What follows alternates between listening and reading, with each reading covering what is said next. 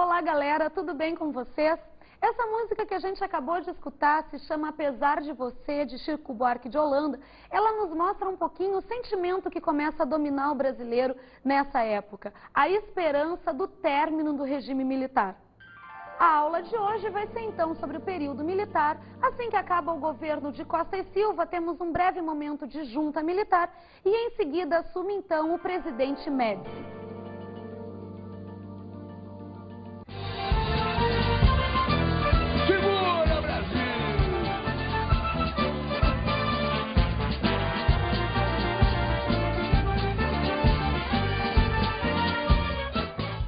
Esse governo é marcado por ser o período de maior repressão da ditadura militar. Não vamos esquecer que o governo anterior havia decretado o AI-5, onde todo tipo de tortura e perseguição estava, de certa forma, permitido ser realizado pelos militares. Vai ser também nesse momento onde vai acontecer a famosa guerrilha do Araguaia, no estado do Pará. Esse movimento foi feito por cerca de 70 membros do Partido Comunista do Brasil, o PCB, que se deslocaram até um vilarejo rural dessa região do Pará para tentar ensinar para as pessoas novas formas de cultivo e de melhores cuidados com a saúde. Quando o regime militar descobre dessa atuação do PCB, vai rapidamente tentar acabar com a atuação do Araguaia. Mas esse governo não é só marcado pelo período de maior repressão, mas também pelo período de maior crescimento econômico do país durante o regime militar. Foi o chamado milagre econômico brasileiro. Esse milagre econômico, esse período de grande crescimento, vai ser aliado a uma política ufanista muito grande por parte do governo. Não vamos esquecer que foi nesse período que o Brasil se tornou tricampeão mundial de futebol. O governo Médici, então, usa desses artifícios para conseguir uma legitimidade ainda maior para o seu governo. O milagre econômico de Médici é marcado pela construção de grandes obras, obras faraônicas. Tudo que fosse construído deveria ser o maior do mundo. É nesse sentido que é construída, então, a hidrelétrica de Itaipu, a Transamazônica e também a ponte Rio-Niterói. Mas não vamos pensar, pessoal, que a oposição ao regime militar havia refreado, havia acabado no país. A oposição continua, mas usando dessa legitimidade que o milagre econômico acaba propiciando para o governo Médici, é criado então o famoso slogan, Brasil, ame-o ou deixe-o. Ou seja, as pessoas consideradas como subversivas, como atuando contra o regime militar, seriam legitimamente exiladas do país. O milagre econômico é realizado através do primeiro Plano Nacional de Desenvolvimento, onde uma série de medidas vai ser realizada pelo governo Médici, buscando então o crescimento do Brasil. Mas o milagre econômico, gente, estava estruturado em bases superficiais. Isso fez com que o choque do petróleo acontecido em 1973, graças à guerra de Yom Kippur no Oriente Médio, provoque a quebra desse crescimento econômico que estava ocorrendo no país. Com o término do governo Médici, começa então o período do governo Geisel. Amanhã vai ser outro dia.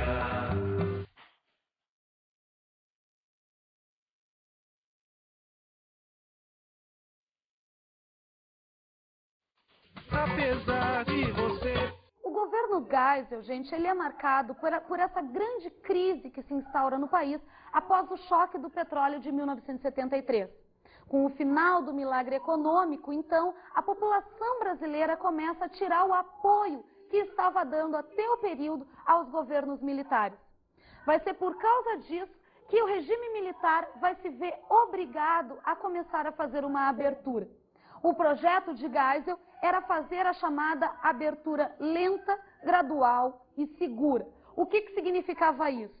O regime militar pretenderia continuar por talvez mais alguns bons anos no poder, mas estava começando já nesse momento a garantir a transição para que algum civil vinculado aos militares assumisse a presidência da República. Em 1974, ocorreram eleições para Câmara e Senado. Só que devido à crise econômica instaurada com o choque do petróleo, a maior parte dos candidatos eleitos eram membros do MDB, aquele partido mais de oposição ao regime militar. Preocupados então com esse crescimento da oposição, os militares acabaram criando a famosa Lei Falcão, pensando já nas próximas eleições municipais de 1976. O que essa lei propunha era uma tentativa de controle do crescimento da oposição. Dessa forma, ficava proibida a campanha político-partidária dos partidos nas próximas eleições. Tudo o que poderia acontecer era a veiculação da imagem dos candidatos. Imaginem vocês, gente, que tipo de campanha a oposição poderia fazer sem poder falar. Outra medida feita pelo governo Geisel para tentar conter o avanço da oposição vai ser o pacote de abril de 1977.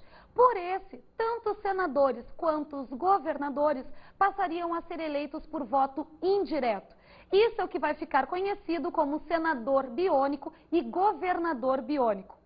Geisel também vai fazer o segundo Plano Nacional de Desenvolvimento, onde ele busca um grande investimento de capital externo para tentar melhorar a situação econômica que estava colocada dentro do Brasil. Não trouxe grandes resultados. O programa Pró-Álcool foi outra medida feita durante esse período na tentativa de solucionar a crise colocada após o choque do petróleo.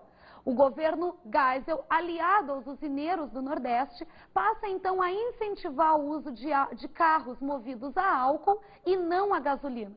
O grande problema vai ser que, em determinado período, vai começar a haver uma falta de álcool nos postos de gasolina. Isso porque passa a ser muito mais lucrativa a produção de açúcar e não mais a produção de álcool. O governo Geisel também foi o responsável por fazer um acordo nuclear com a Alemanha. Através desse investimento de capital, vão ser construídas as usinas de Angra 1 e Angra 2. Usinas essas que acabaram trazendo grandes problemas para o país. Neste momento de crise econômica e de tentativas de solução, que na verdade acabaram não resolvendo o problema, vão começar uma série de protestos novamente no Brasil. Nesse momento, os grandes responsáveis por essa onda de protestos passa a ser a OAB, a Ordem dos Advogados do Brasil. Principalmente sob a liderança de Raimundo Faoro, essa entidade começa a encabeçar a tentativa de término do regime militar. A Igreja Católica vai ser outra entidade que agora também vai lutar pelo fim do regime militar.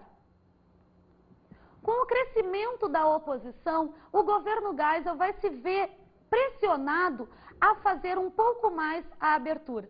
É nesse sentido, então, que vamos ter o término do AI-5 no Brasil. Com o final do governo Geisel, temos então o início do governo de Figueiredo.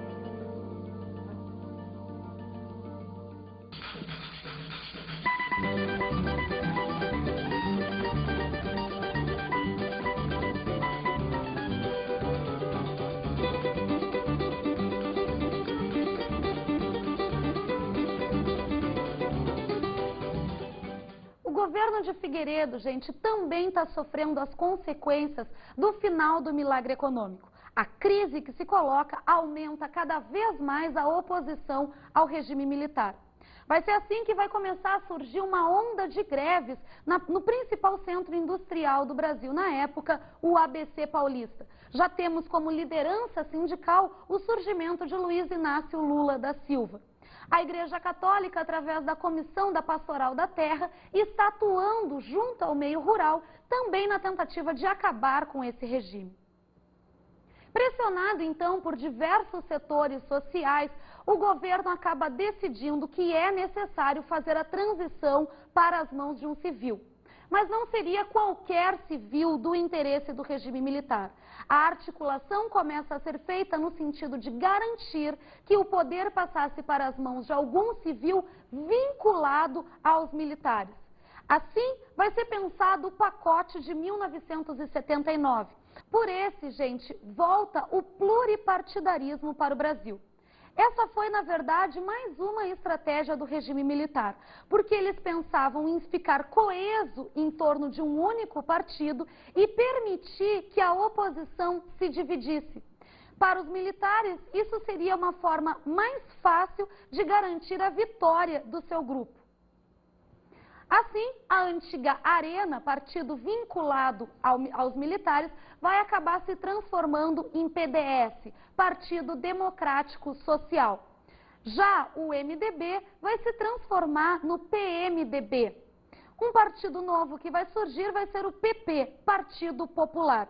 O PP e o PMDB, algum tempo depois, vão acabar se fundindo, o que vai acabar provocando um término no caráter de oposição do PMDB. A partir desse momento, o PMDB passa a ser um partido de centro.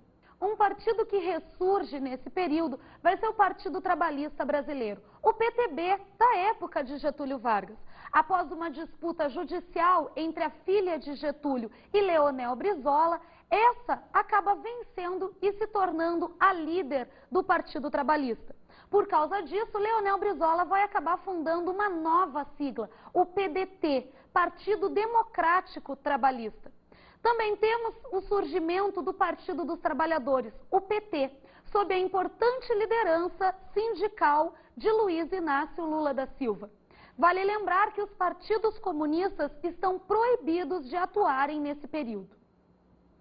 Em paralelo com o pacote de 79, começou a ser articulado também a anistia. Essa deveria ser ampla, geral e irrestrita. Isso foi mais uma artimanha do regime militar, pessoal, para garantir que nenhum dos seus oficiais fosse punido após a abertura. Vale a pena lembrar que em vários países da América Latina que sofreram com ditaduras militares, como o caso da Argentina, do Uruguai e do próprio Chile, os ditadores e torturadores foram punidos anos depois. Inclusive, as famílias das vítimas perseguidas e torturadas ganharam indenizações.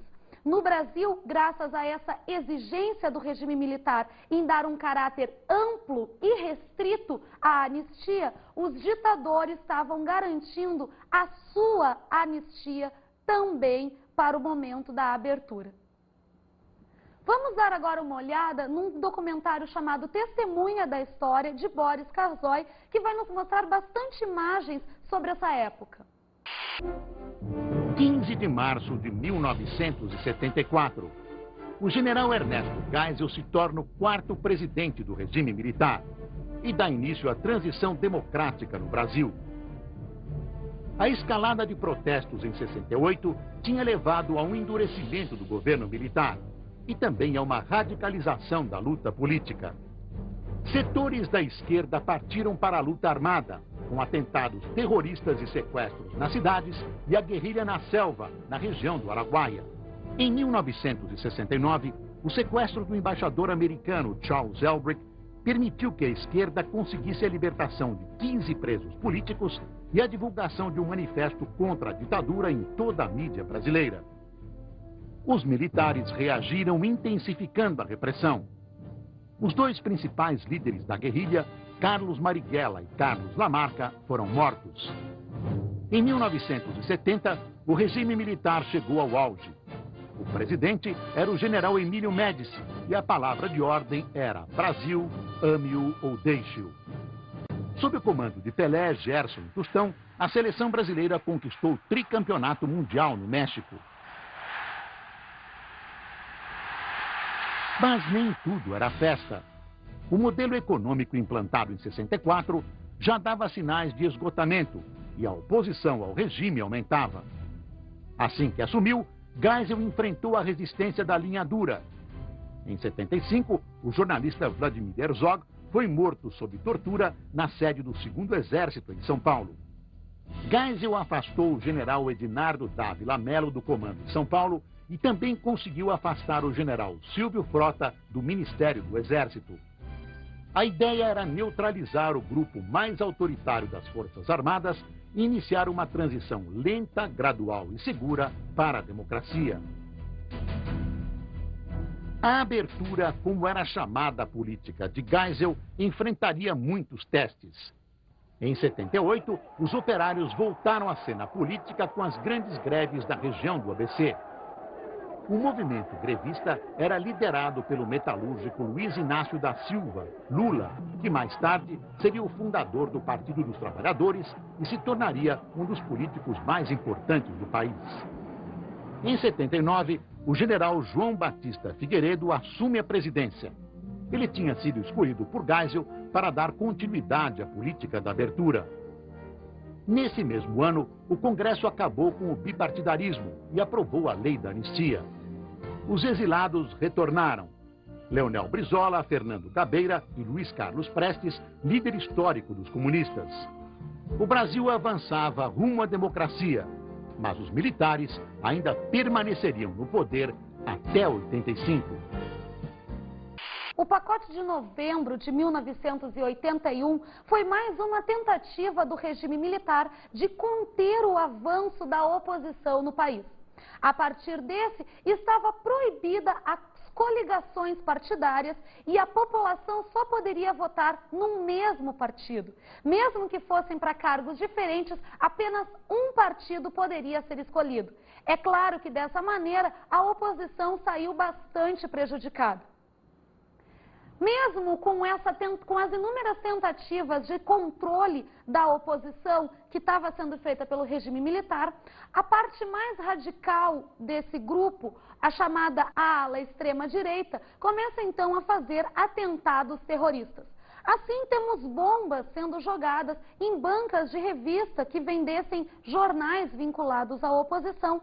Também a sede do PMDB no Rio de Janeiro, assim como a Ordem dos Advogados do Brasil. Mas a atividade mais marcante desses grupos de extrema-direita do regime militar foi o atentado à bomba no Rio Centro. Estava marcado um show com cantores como Gilberto Gil e Chico Buarque, que reuniriam jovens no Rio Centro. Planejou-se então um atentado à bomba nesse local. Mas esse acabou dando errado. A bomba explodiu dentro do famoso Puma Preto, matando um dos oficiais que estava junto. O Exército acabou encobrindo o caso, dizendo que, na verdade, os militares estariam salvando um atentado terrorista que iria acontecer naquela localidade. Hoje ainda está aberto o caso do Rio Centro, na tentativa de se descobrir e de se comprovar que foram os militares que estariam tentando jogar a bomba no local. Mesmo com toda essa atividade da extrema-direita, nas eleições estaduais de 1982, temos uma vitória considerável do partido de oposição, o PMDB. Nos estados mais ricos do Brasil, esse partido acabou sendo vitorioso. Em São Paulo, por exemplo, temos a vitória de Franco Montoro, em Minas Gerais a vitória de Tancredo Neves e no Rio de Janeiro a vitória de Leonel Brizola. Com esse crescimento da oposição, então, vai ser feita a famosa emenda Dante de Oliveira, onde começa a se pedir por eleições diretas para a presidência da República em 1985. A população brasileira vai em peso para as ruas pedindo as diretas já. Temos a importante liderança nesse período de políticos como Ulisses Guimarães, Fernando Henrique Cardoso e o próprio Luiz Inácio Lula da Silva.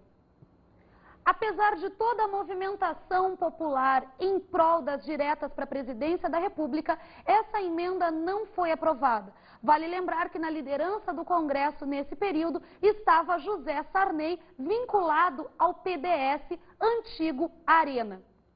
Finalmente, então, são convocadas as eleições indiretas para 1985. Pela chapa do PMDB vai concorrer Tancredo Neves e pela chapa do PDS concorre Paulo Maluf. O que marca essas eleições é que durante a campanha, José Sarney acaba brigando com Paulo Maluf, rompendo com o PDS e partindo para uma aliança com o PMDB. Seria a Aliança Democrática, onde José Sarney surge como vice-presidente de Tancredo Neves. Com o apoio de Sarney e boa parte do PDS, essa chapa do PMDB, então, acaba vencendo as eleições presidenciais de 1985. O clima de euforia com a volta do poder nas mãos de um civil era muito grande dentro do Brasil. Mas antes mesmo que Tancredo pudesse assumir a presidência, ele acaba falecendo. Quem vai assumir, então, ironicamente, vai ser o candidato que esteve vinculado durante todo o período militar com o Exército, José Sarney. O fim do regime militar marca para o país o início de uma grande desigualdade social. A forma como o regime militar instaura a economia, regula a economia no Brasil, acaba provocando o aumento dessa desigualdade que é cada vez mais gritante no país. Vamos dar uma olhadinha agora em mais um trecho do documentário Testemunha da História. 15 de janeiro de 1985. O governador de Minas, Tancredo Neves, é eleito por voto indireto presidente da República.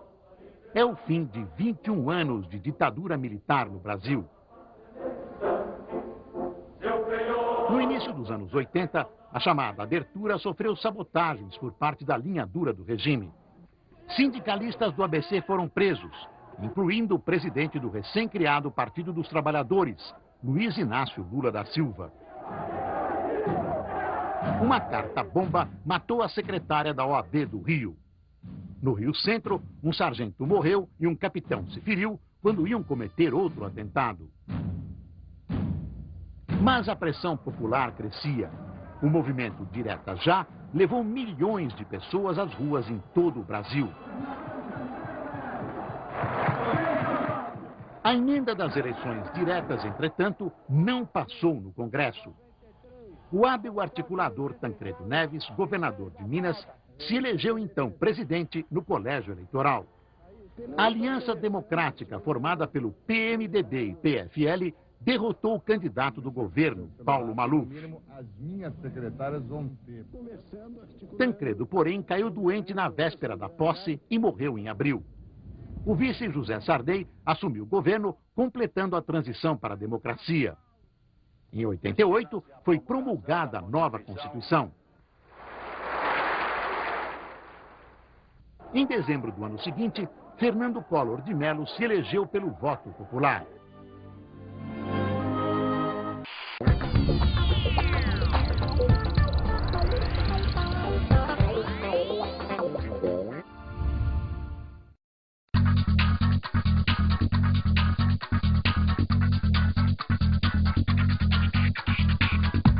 Bem, gente, a minha dica de estudos para a aula de hoje é vocês lerem o livro de Geisel a Collor, O Balanço da Transição. O autor desse interessante livro é Bolívar Lamounier e ele é das edições Loyola. Bem, pessoal, por hoje é só. Até a próxima aula.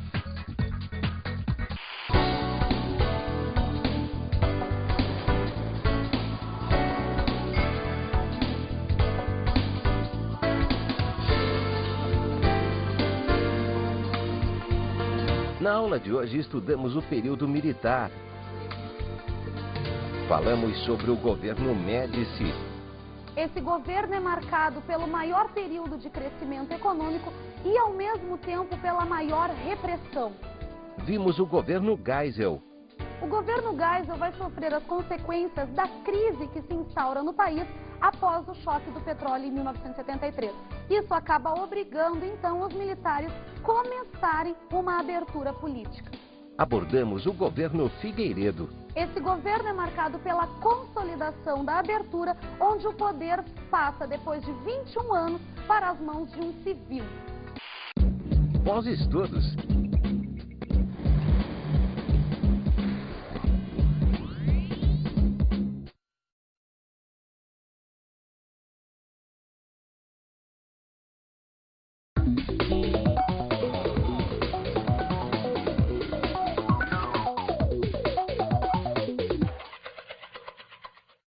Como vai, professora? Na aula de hoje, eu acredito que seja bastante interessante tentarmos trabalhar com a criticidade dos alunos frente a esse tema tão polêmico para a nossa história brasileira, como foi a ditadura militar. Devemos tentar mostrar para os alunos o que é democracia e o tipo de democracia que foi instaurado no país após a ditadura, mostrando que não é o único modelo possível de democracia que a gente pode ter.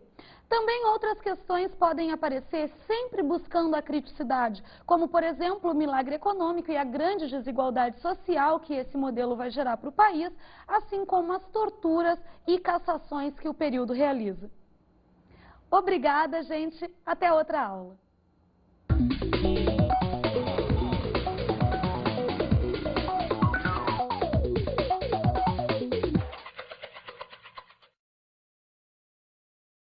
Por cerca de 70 membros do Partido Comunista do Brasil, o PCB, que se deslocaram até um vilarejo rural dessa região do Pará para tentar ensinar para as pessoas novas formas de cultivo e de melhores cuidados com a saúde.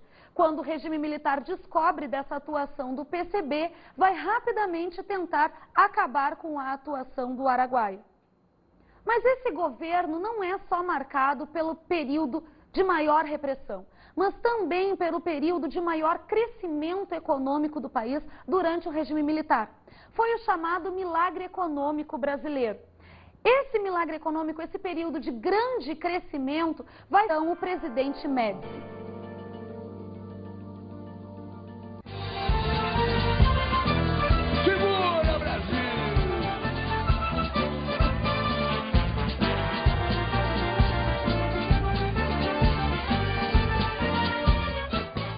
Esse governo é marcado por seu período de maior repressão da ditadura militar. Não vamos esquecer que o governo anterior havia decretado o AI-5, onde todo tipo de tortura e perseguição estava, de certa forma, permitido ser realizado pelos militares. Vai ser também nesse momento onde vai acontecer a famosa guerrilha do Araguaia, no estado do Pará.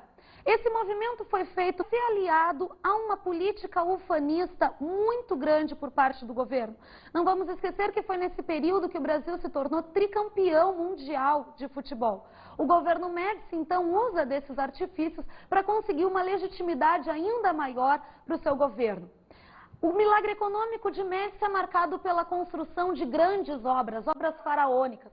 Tudo que fosse construído deveria ser o maior do mundo. É nesse sentido que é construída, então, a hidrelétrica de Itaipu, a Transamazônica e também a ponte Rio-Niterói. Mas não vamos pensar, pessoal, que a oposição ao regime militar havia refreado, havia acabado no país. A oposição continua.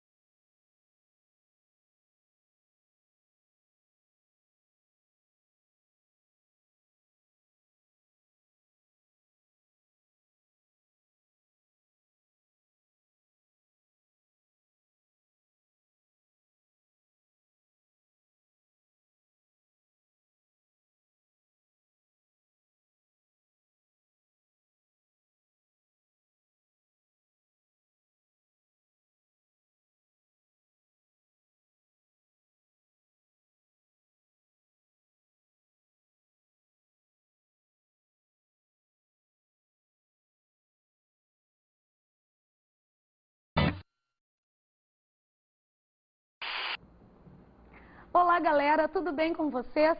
Essa música que a gente acabou de escutar se chama Apesar de Você, de Chico Buarque de Holanda. Ela nos mostra um pouquinho o sentimento que começa a dominar o brasileiro nessa época, a esperança do término do regime militar. A aula de hoje vai ser então sobre o período militar. Assim que acaba o governo de Costa e Silva, temos um breve momento de junta militar e em seguida assume